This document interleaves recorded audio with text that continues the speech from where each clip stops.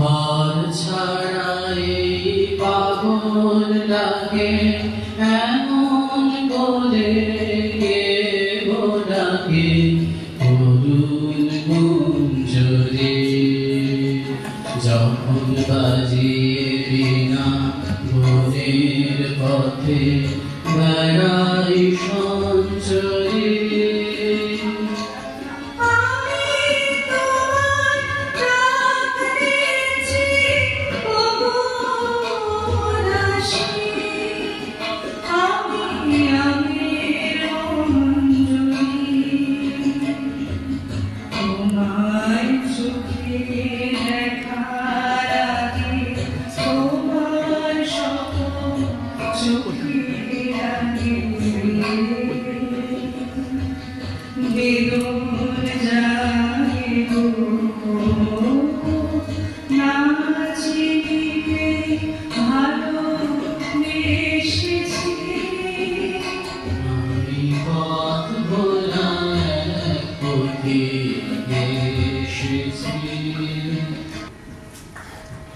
ডাকঘর নাটকেও আমরা ছোট্ট অমলের মুখে শুনি পথের কথা।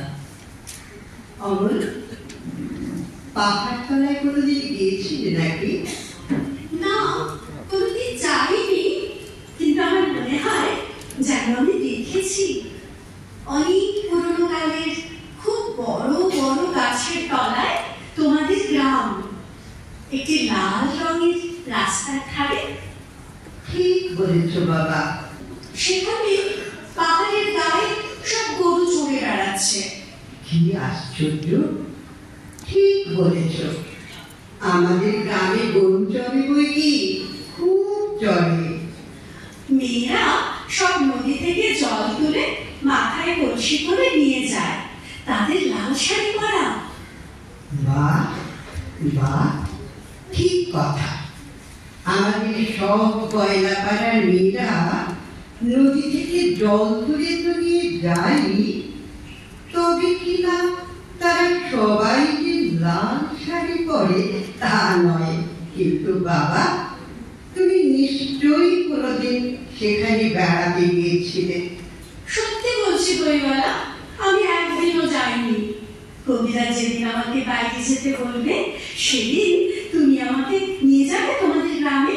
যাবো নাকি বাবা, খুব নিয়ে যাবো। আমাকে তোমার মতো ওই রকম দই বেচতে শিখিয়ে দিও, ওই রকম বাম হাতে নিয়ে ওই রকম খুব দূরের রাস্তা দিয়ে। মরে যাই, দই বেচতে যাবে কেন বাবা? এত এত পুঁথি পড়ে তুমি পণ্ডিত হয়ে উঠবে। না না, আমি কখনো পণ্ডিত হব না। আমি তোমাদের রান্না রাস্তার ধারে তোমাদের বুড়ো গাছের তলায় গোয়ালপাড়া থেকে দই নিয়ে এসে দূরে দূরে গ্রামে গ্রামে বেচে বেচে বেড়াবো।